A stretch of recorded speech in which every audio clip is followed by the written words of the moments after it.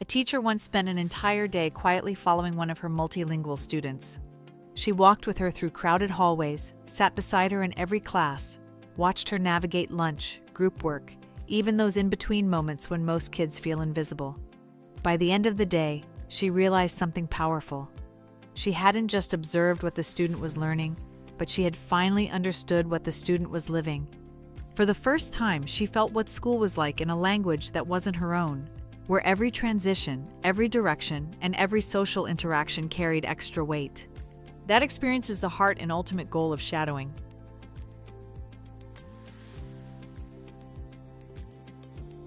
If you work with multilingual learners, you may be familiar with the data, but shadowing helps you feel the day the way a student lives it. Shadowing is a simple but powerful professional learning practice where educators follow a multilingual or English learner student through part or all of their school day. There's no correcting, no coaching, and no redirecting. The role is simple: watch, listen, pay attention to what language feels like moment to moment. When teachers do this, they begin seeing things data alone never shows.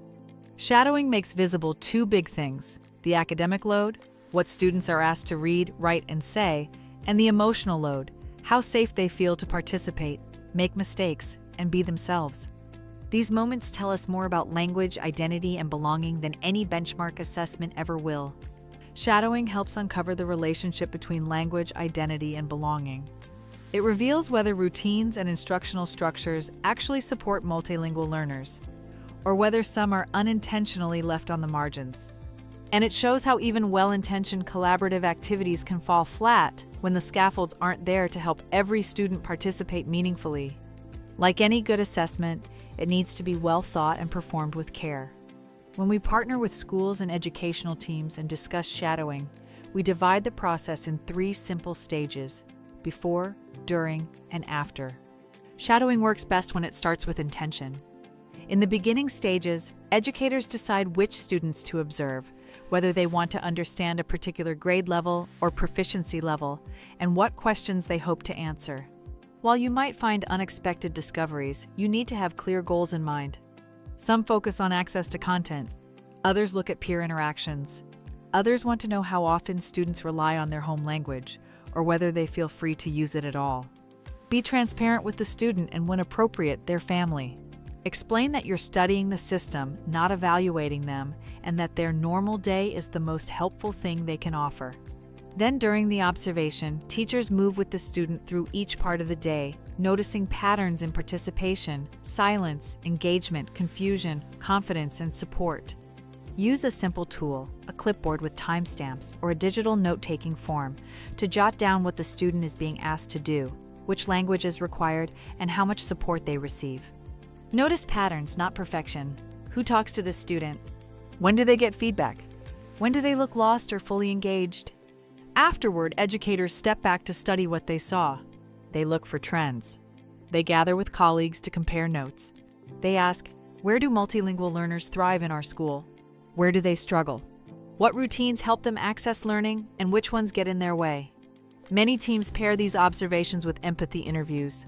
They sit with students afterward and simply ask questions like, tell me about a time today when learning felt easy, or tell me about a time when you wanted to speak but didn't, as these can open up powerful insights. The answers often reshape everything, from instruction and collaboration structures to even school-wide policies. But while all of this sounds incredible, we've faced many natural concerns during our partnerships. Some educators worry that shadowing might feel intrusive, but when it's framed well, students understand that the goal is to improve the system, not to evaluate them. That's why it is so important to communicate the strategy and follow through with the promises you made to the student. You can reduce that intrusive feeling by sitting slightly off to the side, avoiding eye contact during tasks, and not intervening unless there's a safety issue. Many learners actually feel seen for the first time when someone takes the time to walk through their day with them. Others wonder whether one day of shadowing is enough.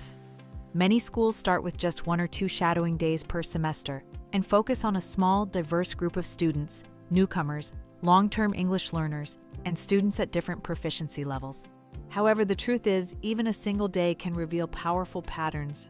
However, when schools repeat the process over time across grades and programs, They build a fuller picture of what multilingual learners experience and what changes will make school more equitable. Shadowing matters because it makes the invisible visible. It surfaces the missed opportunities. The group activity where only 2 students talk, the hallway where a newcomer walks silently to avoid drawing attention, the classroom where a student understands the math but can't yet express the reasoning behind it. And it highlights the bright spots too. The warm demander teacher who pushes students with care, the peer who naturally scaffolds conversations, the moment when a student chooses to take a linguistic risk and discovers they can do more than they thought. Shadowing is more than finding problems. It helps you identify practices that are working so you can replicate them in other classrooms. For teachers and leaders, the next step is simple: try it. Your first step doesn't have to be perfect or huge. Start with a half-day shadow of 1 student. Explain shadowing and ask if they'd want to participate. Follow them for a morning and afternoon. Notice what you learn. Share your reflections with a colleague. Then pick one small action. Perhaps it is adjusting a routine, strengthening a scaffold, shifting how peer work is structured, and then test it in your own classroom or school. Over time, these reflections stack on one another. They create a clearer image of what multilingual learners truly need.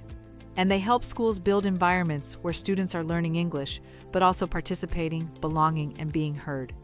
Because the more we pay attention to the lived experiences of multilingual learners, the more equitable, humane, and responsive our schools become. Shadowing simply helps us see them fully, clearly, and with the respect they deserve. And if you've tried this, or it sounds like something that would work at your school, we'd love to hear from you. Do you have any tips? What particularities can you leverage from your environment? Share your experience in the comments and join the Ensemble learning community by subscribing for more videos and insights like this one.